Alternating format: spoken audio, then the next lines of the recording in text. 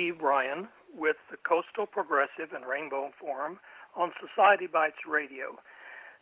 This evening, today, we have Richard Blanco, author of How to Love a Country. And he has got an incredible background behind him here. He was awarded all kinds of awards and served under the Obama administration and for a poet at the Inauguration and other awards. And I'm going to let Richard introduce himself here and tell us a little bit more about his background. The book we're going to review here is How to Love a Country. It's a wonderful book of poems and a lot of interesting information in the background. Richard, please tell us a little bit about your background here and when you served with the Obama administration and some of your accomplishments. You've got plenty. Yeah, that's always easier said than done. But yeah, I guess the biggest claim to fame, of course, is serving as presidential inaugural poet for President Obama and writing an original poem, which I delivered at his second inauguration in 2013. Aside from that, several collections of poetry and awards and whatnot. But I guess what's also, I guess, a value of interest is, as I like to say, it was made in Cuba, assembled in Spain, and imported to the United States. So my mother left Cuba. I love that. Pregnant. Yeah, and I was born in Madrid, and 45 days after my birth, we immigrated to the United States. So I only say that because the themes of home, belonging, identity, cultural identity, what does it mean to be American, what does it mean to be a Cuban, what does it mean to be a Latinx, all that sort of is sort of the center of my work and of my obsession in my writing in some ways. So to be asked to speak and write a poem and speak it and recite it to the entire nation was kind of a very connected to the questions I've always had in my work. Excellent. When I was reading through your book, and I wished I had read the back few pages explaining some of the poems earlier first. But anyway, I was fascinated with some of the incredible poetry in here and the stories that they told and how it told about not only your life but other people's lives as well, about the immigration on the islands on the west coast of the United States, and about the immigration places there were, about your story. The one story that I kind of remember here is the interesting one that when you were in the 5th grade and you punched this guy named Derek. Is that correct? Yes. Yes. That was fascinating, and I remember reading that and thinking, oh wow. And then you say 32 years later, you've still not forgotten it, and that was fascinating when you wrote that. It was good. Yeah. Share us with us some more of your stories like this, and maybe you can give some background on that same story there. Sure. Yeah. I think that poem needs a little more context. But as you know, growing up in Miami, as I like to say, it was a very undiverse city in the sense that diversity is relative to a certain degree, and everyone in my class, or 98% of the kids in my classes, were, Cuban, with Cuban families, similar stories. And so, sadly and ironically, some of the kids that were more picked on or bullied were the non-Hispanic kids.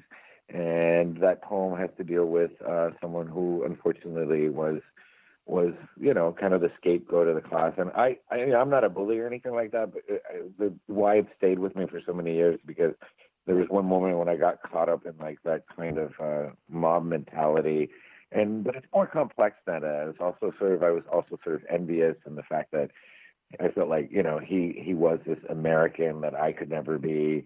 So it's a multi-layered poem. It's sort of about, I guess I just wanted to realize that we all have some capacity in us to be good, and also we have our moments of weakness and we have our moments of confusion. So that poem was something I've always carried with me all my life. And so when I finally was able to write it.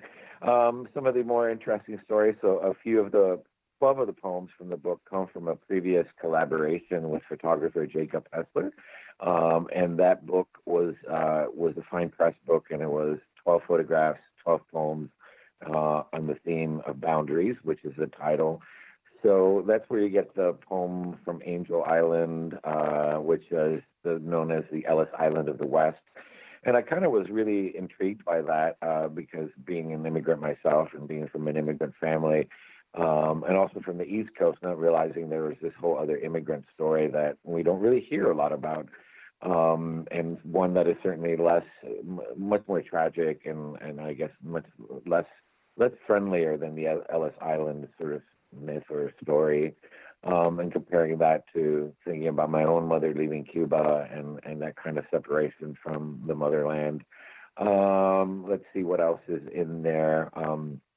There's also a poem that I find interesting that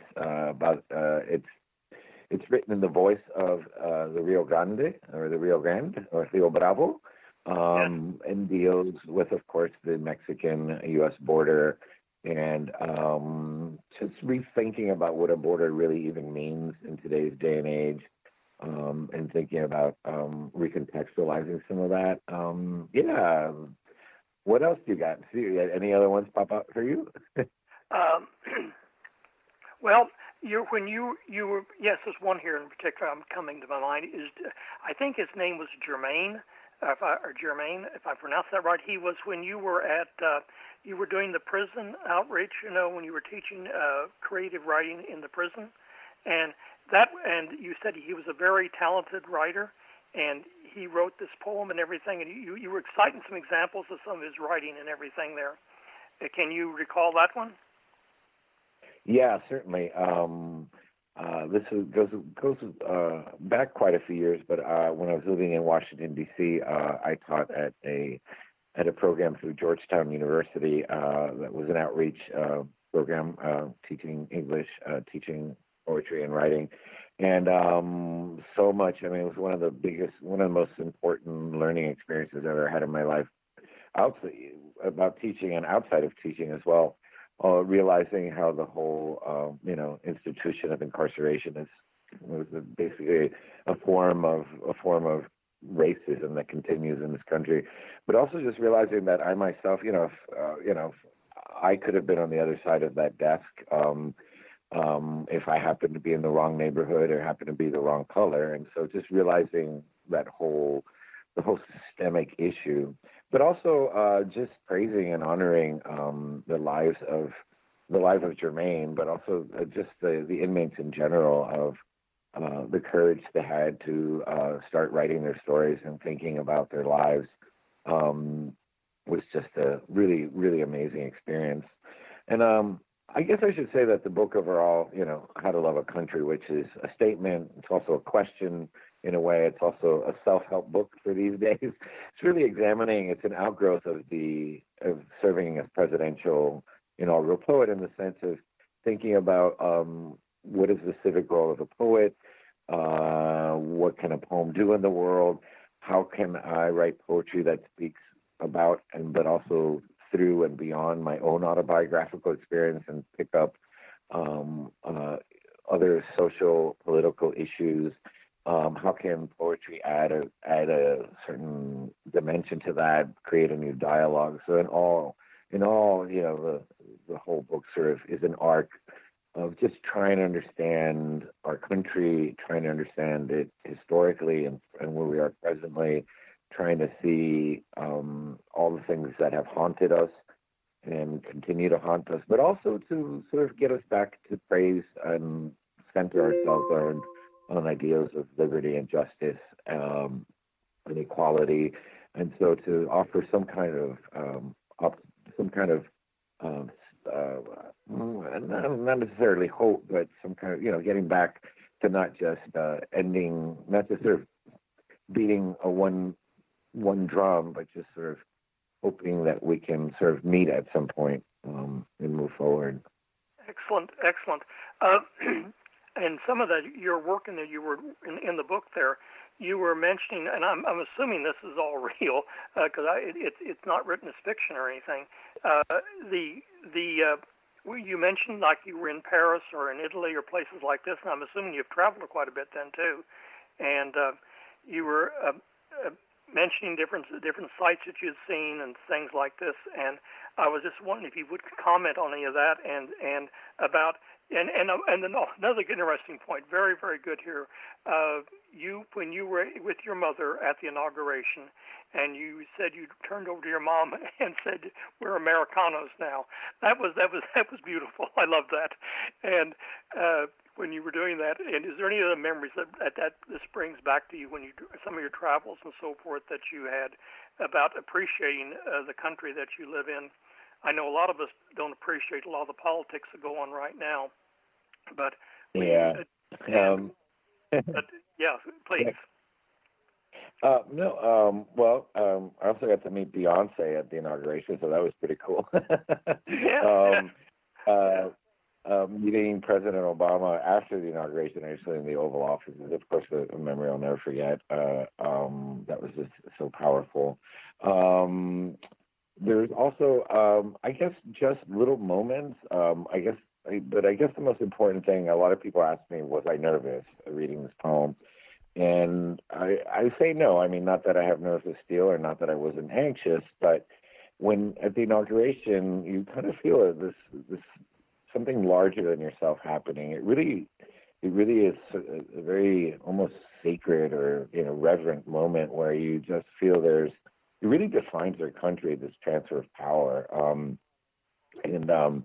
I mean, it beats the 4th of July and the fireworks. I mean, you really get a feel for what this country was supposedly, founded upon.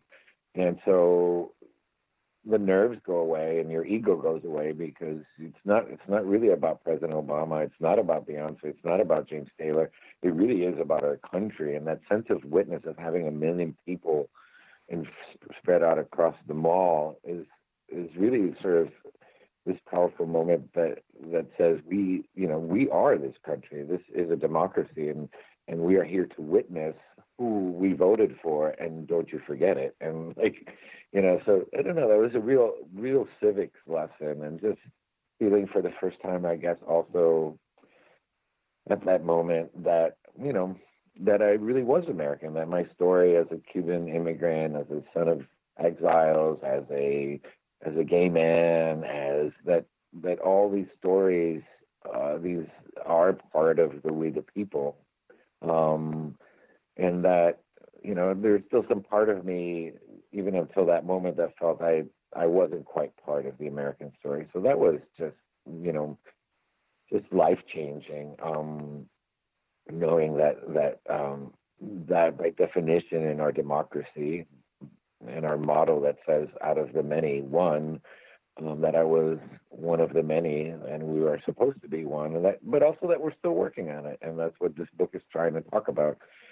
Are we there yet? Of course not. Have we had terrible periods where we've outright denied and prejudiced certain narratives in our country? Of course. But it gave me new hope, or a sense of responsibility to keep working at it. And I think that's where this book comes out of, a sense of civic responsibility.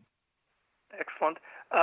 I'm thinking back to, do you remember, I'm hoping you do, because most people here do remember, the night in November of 2008 when Obama won, and they had the spontaneous demonstrations all over the world and in support.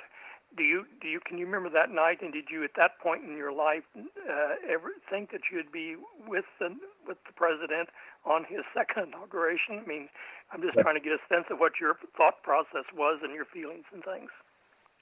Yeah, no, of course I remember. I remember that. Of course, I had no idea the presidential inaugural poet. There is no application process for that. They just call you up, so it's a complete surprise.